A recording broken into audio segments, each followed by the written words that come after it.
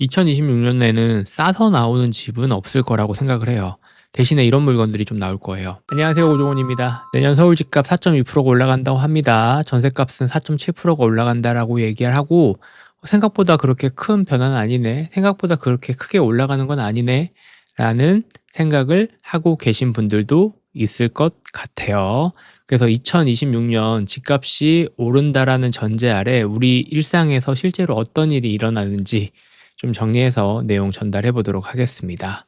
10억짜리 아파트가 4.2%가 오르면 얼마가 오르는 걸까요? 우리는 다 수학적 계산을 할 수가 있기 때문에 약 4천만 원 정도가 올라가는 겁니다. 근데 중요한 건 이 4천만 원이 올라갔다라는 게 중요한 게 아니고, 이 4천만 원을 누가 어떻게 감당을 하느냐인 것 같아요. 이미 지금 집을 가지고 있는 사람들에게 4천만 원이라는 거는 그냥 올라간 숫자인 것 뿐입니다. 근데 아직 집을 가지고 있지 않은 사람들에게 4천만 원은 그만큼 돈을 더 벌어야 되는 시간일 수도 있는 거죠. 요즘 직장인 연봉 보면 4천을 1년에 벌기는 쉽진 않죠. 그리고 5천, 6천 뭐 이런 게 쉬워 보일 수는 있어도 실제 현실에서는 그 돈을 버는 것 자체는 생각보다 어려운 일이 될 수가 있습니다. 그래서 이렇게 집값이 올라갔다라고 하면 내가 일해야 되는 그 시간들이 1년, 2년, 3년, 4년 더 늘어났다라고도 생각이 들 수가 있어야겠죠. 그래서 시간의 격차가 좀 벌어졌다 라고도 생각을 해볼 수 있을 것 같습니다. 자, 그러면 2026년은 왜 집값이 오를 수밖에 없을까라는 주제 이야기 한번 해보려고 하는데, 이거 이상하게 생각하시는 분들 많아요. 정부가 지금 규제를 하고 있고 대출도 막고 있고 집을 못 사게 토지거래 허가구역도 늘렸는데 왜 오르고 있을까요?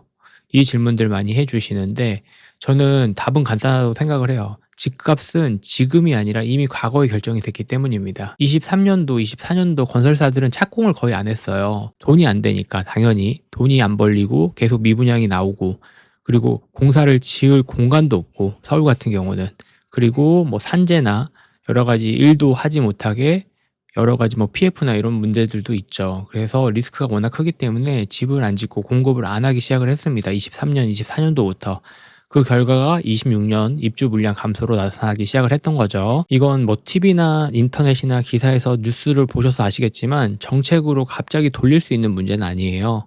지어지지 않는 집들은 갑자기 막 튀어나올 수가 없습니다. 그래서 다시 본론으로 돌아오면 26년 전망을 보면 매매가 상승률은 4.2%, 전세 상승률은 4.7%입니다. 이거가 무엇을 뜻할까라고 생각을 해보면 집값보다 사는 비용이 먼저 오른다는 뜻입니다. 토지거래구역, 실거주 의무, 갭투자 제한 이런 정책들이 다 좋은 의도로는 시작을 했습니다. 의도 자체는 좋죠.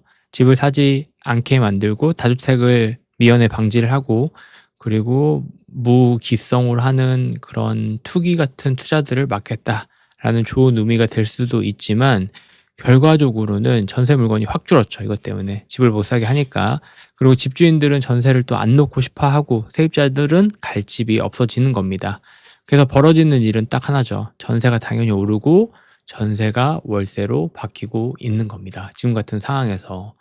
월세, 많은 분들이 뭐 "올라가면 다시 내려가지 않나요?" 라고 얘기할 수 있지만, 우리가 슈퍼만 가 봐도 알 수 있는 것들이 있잖아요. 한 번 올라간 물가는 내려가기가 쉽지가 않습니다. 전세 같은 경우는 좀 변화를 맞이할 수도 있어요. 조금 오르고 내리고 이런 것들이 눈에 보일 수는 있는데, 한 번 올라간 월세 같은 경우는 정말 내려오기 자체가 쉽지가 않습니다.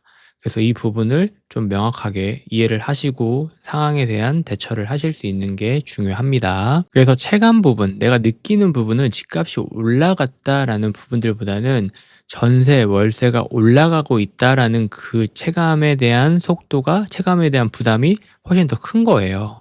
그래서 집값이 올라가는 것보다 전세, 월세 올라가는 게 더 부담이다라고 생각을 사람들은 하기 시작을 하는 거죠.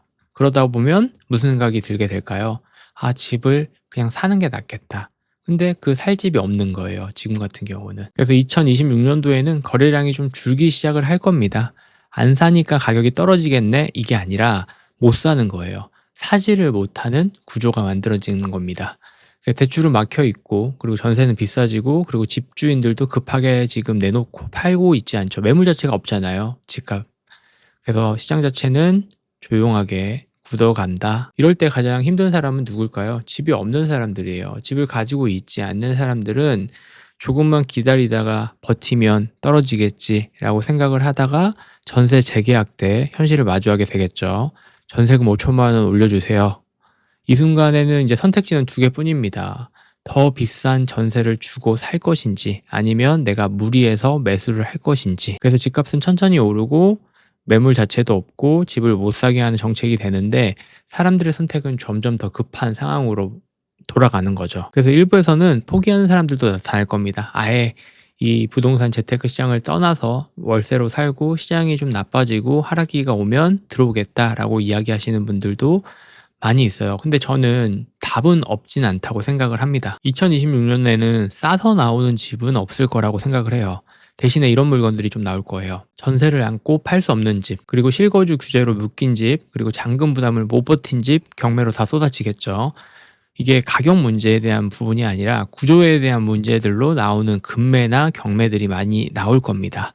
그래서 이런 물건들을 내가 잘 이해를 하고 있고 잘 생각을 하고 있다가 딱 기회가 왔을 때 잡는 게 중요하겠죠. 그래서 포기하지 마시고 부동산이라는 것 자체는 그래도 계속 관심을 가지고 계시고 내가 돈이 없다라고 해도 가지고 있는 돈으로 어떻게 수익을 낼 수 있을까 이런 것들을 끊임없이 생각을 하고 고민을 해야 그나마 좀 여러 가지 해결책들을 마주하게 되는 것 같아요. 포기하면 뭐 달라지는 건 없잖아요. 그래서 26년도에는 저 역시도 부동산 시장이 그렇게 좋지는 않을 것 같은데 그 시장 자체 안에서 분명히 틈새로 먹을 수 있는 것들은 존재를 하기 때문에 이 부분에 대한 것들을 계속 생각을 하시고 고민을 해보시면 좋은 것들로 또 돈 버는 사람들은 매번 존재를 하니까요. 그래서 포기하지 말자 이렇게 생각하시면 좋을 것 같고 경매뿐만 아니라 금매나 그리고 지방 같은 경우는 이 부분에 대한 것들이 또 새로운 기회로 나타나는 곳들이 있기 때문에 이런 곳들도 기사가 나오거나 아니면 제가 또 임장을 통해서